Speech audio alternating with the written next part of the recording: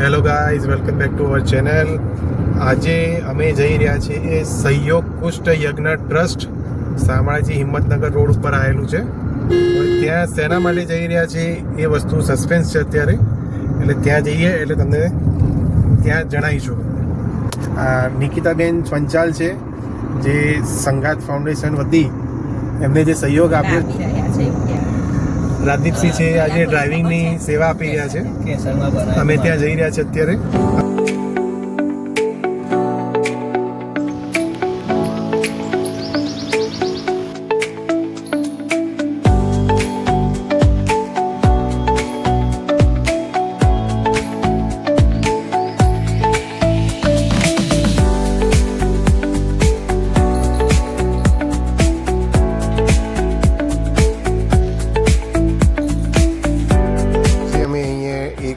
વસ્તુનું દાન કરવા આવ્યા છીએ. ડોલો છે, પાણીના જગ છે 20 લીટરવાળા, ચાદરો છે, પાટલા છે.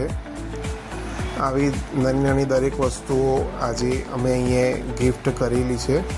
જે અહીંયા આર્થિક રીતે મીન્સ કે જે વિકલાંગ છે, માનસિક રીતે, આર્થિક રીતે, શારીરિક રીતે, તેઓને તમામને આજે અહીંયા પછી અમે આ ગાડીમાં આખા ટ્રસ્ટની મુલાકાત લેવા નીકળી ગયા. આ સહયોગ કુષ્ઠ યજ્ઞ ટ્રસ્ટનો ચાર્ટ છે, જેમાં ટોટલ 1014 વ્યક્તિઓ અહીંયા રહે છે.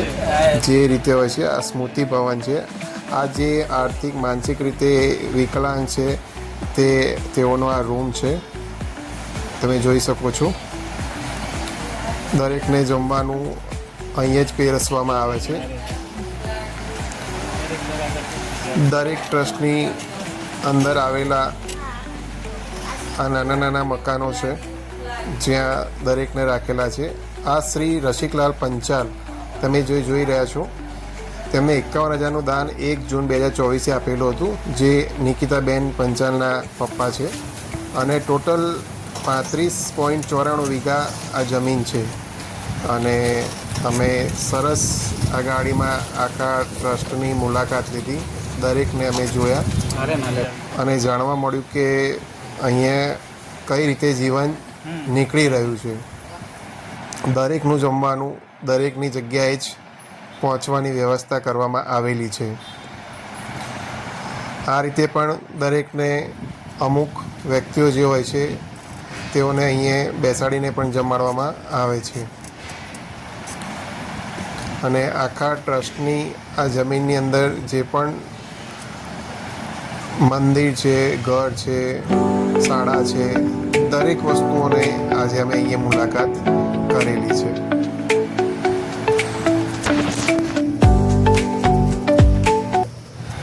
આ છાત્રાલય છે, જ્યાં બાળકો ભણે છે. આ મંદિર બનાવેલું છે નડિયાદના સંતરામ સારદેશ્વર ધામ તરફથી. અહીંયા મંદિરનું એક આ સુંદર આયોજન કરવામાં આવેલું છે. અહીંયા તુલસીશ્યામ ગૌશાળા પણ છે, જ્યાં જે ગાયો દૂધ નથી આપતી પણ તેનું જીવન અહીંયા થાય છે. અને આમ તમામ દરેક બાજુની અમે મુલાકાત લીધી.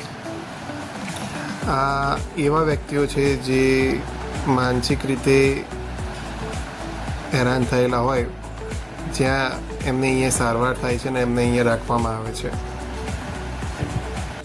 આમ આખા સંકુલનું સહયોગ કુષ્ઠ યજ્ઞ ટ્રસ્ટનો અમે આજે મુલાકાત કરી અને ખૂબ આયોજન કર્યું.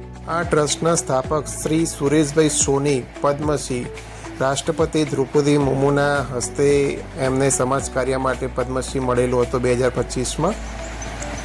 અને માનનીય મુખ્યમંત્રી શ્રી ભૂપેન્દ્રભાઈ પટેલે પણ મારા જન્મદિવસ 9/1/2026ના દિવસે પણ આ ટ્રસ્ટની મુલાકાત એમને લીધી હતી. અને આ તમામ ટ્રસ્ટની જાણકારી આજે મેં મળેલી છે. તો અમે અહીંયા અત્યારે જે પણ વિતરણ કરવાનું તે વિતરણ થઈ ગયું છે. અને બેન નિકિતાબેન પંચાલ દ્વારા આ સહયોગ કરવામાં આવ્યો હતો. સહયોગ કેટલાનો કર્યો છે અમે નહીં જણાવીએ, કારણ કે એ વસ્તુ સસ્પેન્સ જ છે, એ સારી રહેશે. તો બેન, તમને અહીંયા આવ્યા છો તો તમને કેવું લાગ્યું આજે?